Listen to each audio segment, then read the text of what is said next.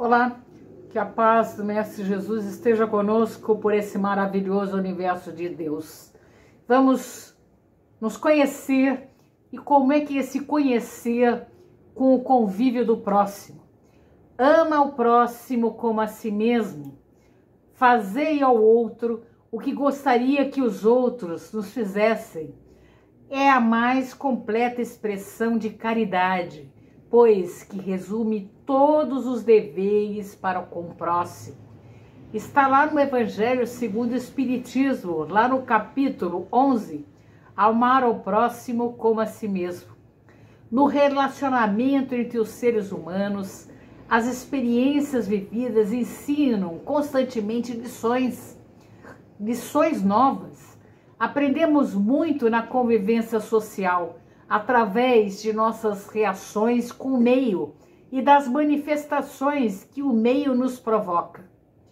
O campo das relações humanas, já pesquisado amplamente, talvez seja a área de experiência mais significativa para a evolução moral do homem. O tempo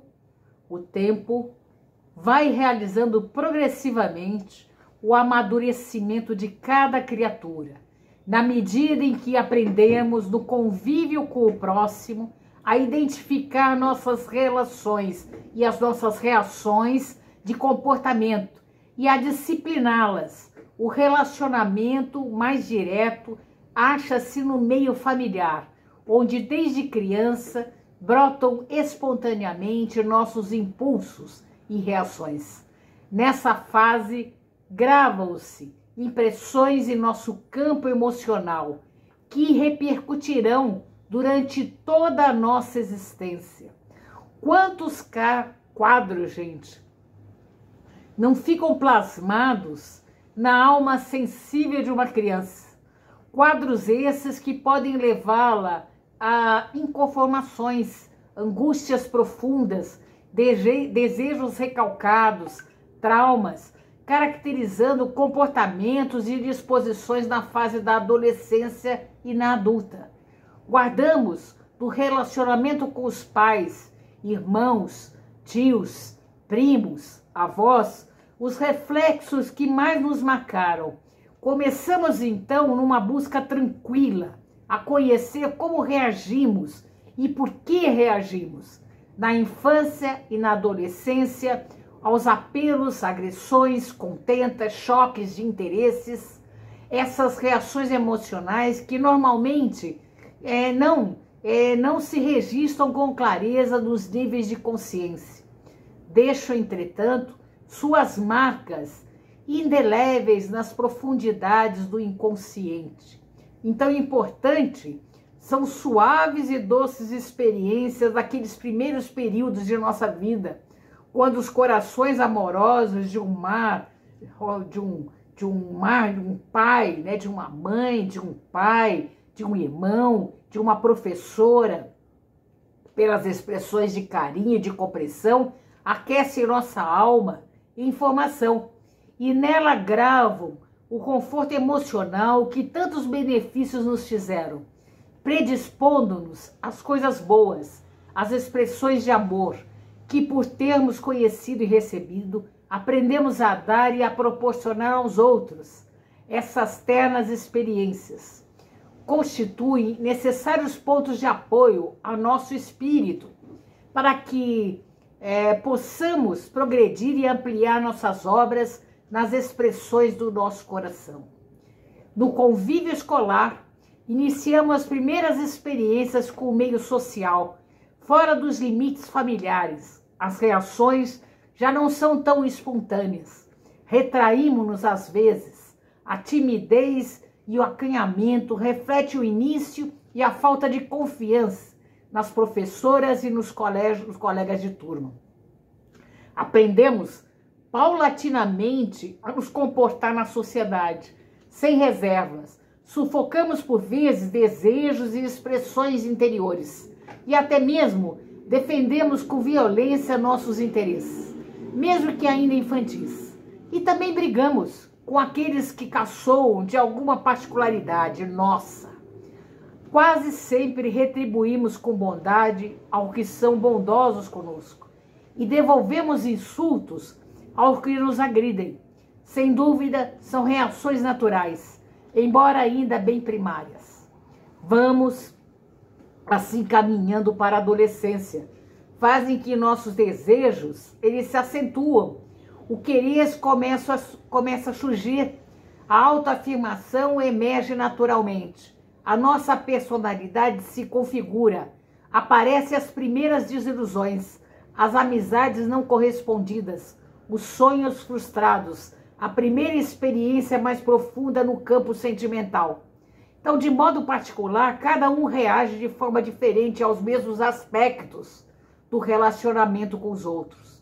Uns aceitam e redignam-se com os desejos não alcançados. Outros, inconformados, reagem com irritação e violência e por isso mesmo sofrem mais. E o sofrimento é maior porque é necessário maior peso para dobrar a inflexibilidade do coração endurecido. Como ensina a lei da física, aplicada à nossa rigidez de temperamento, os mais dóceis e flexíveis sofrem menos, porque menor é a carga que lhes atinge o íntimo. Eles não oferecem resistência ao que não podem possuir. A resignação é o meio de modelação da nossa alma, característica do desprendimento e da mansitude que precisamos cultivar. Inúmeros aspectos desconhecidos da nossa personalidade abrem-se para a nossa consciência, exatamente quando conseguimos identificar nos entrechoques sociais aquilo que nos atinge emocionalmente. As reações observadas nos outros que mais nos incomodam são precisamente aquelas que estão mais profundamente marcadas dentro de nós. As explosões de gênio, que facilmente notamos nos outros e comentamos, atribuindo razões particulares, espalham a nossa própria maneira de ser, inconscientemente atribuída a outrem e dificilmente aceita como nossa. É o mecanismo de projeção que se manifesta psicologicamente. Poucas vezes entendemos claramente as manifestações desses nossos sentimentos em situações específicas, principalmente quando alguém nos critica ou comenta os nossos defeitos. Normalmente reagimos, não aceitamos esses defeitos e procuramos justificá-los.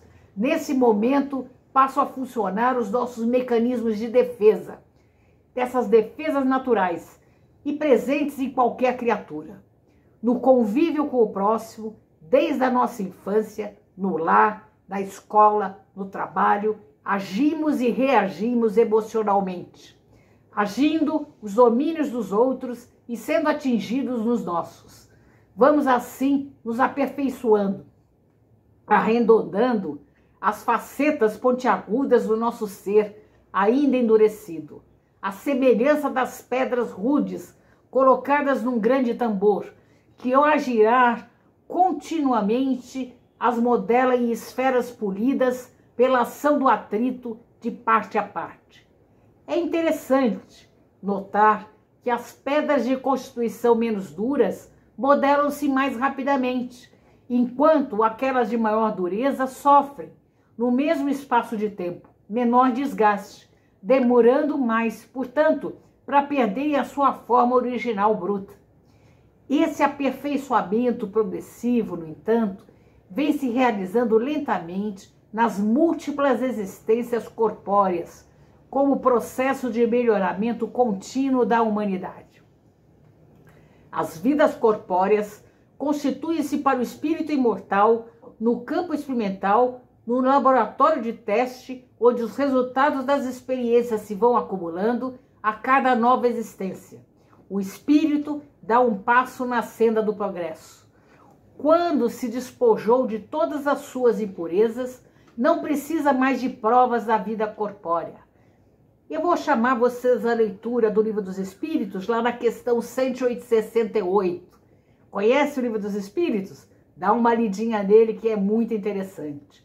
Instruindo-nos, através das lutas e tribulações da vida, corporal e a condição natural que a justiça divina a todos impõe, para que obtenhamos os méritos com esforço próprio, no trabalho, no convívio com o próximo.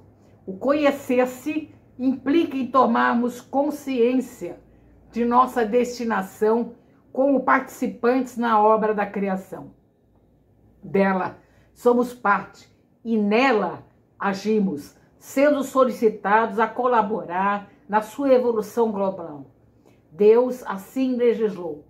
O limitado alcance de nossas percepções e de nossas vivências em profundidade, no íntimo do nosso espírito, dessa condição de coparticipantes da criação universal e decorrente da nossa mínima sensibilidade espiritual, o que só podemos ampliar através das conquistas realizadas nas sucessivas reencarnações. Parece claro é que caminhamos ainda hoje aos tropeços, caindo aqui, levantando acolá, nos meandros sinuosos da estrada evolutiva, que ainda não delineamos firmemente. Constantemente alteramos os rumos que ainda não delineamos firmemente. Constantemente alteramos esses rumos, gente, que poderíamos levar mais amplamente ao alvo. Os erros nos comprometem e nos levam às correções. Por isso, retardamos os passos e repetimos a experiência até que delas colhamos bons resultados, para daí avançarmos.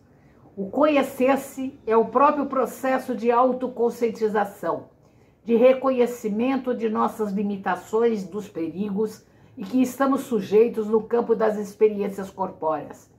É ponderar sempre, é refletir sobre os riscos que podem comprometer a nossa caminhada ascensional e tomar decisões, é definir rumos, é dar testemunhos.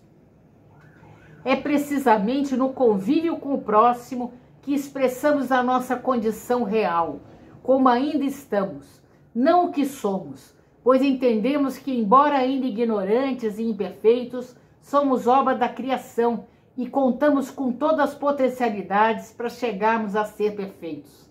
Estamos todos em condição de evoluir, basta querermos e dirigirmos nossos reforços para esse mister. Uma das melhores diretrizes para chegarmos a isso nos é referida pelo educador Allan Kardec, lá no Evangelho segundo o Espiritismo, lá no capítulo 17, que diz: sede perfeito, o dever. O dever começa precisamente no momento em que ameaçais a felicidade e a tranquilidade do vosso próximo, e termina no limite que quereis alcançar para vós mesmos. Gente, vamos ler o Evangelho. Chamo vocês à leitura. Vamos refletir sobre ele. Vamos refletir sobre o Evangelho. Chamo vocês à leitura. Boas reflexões.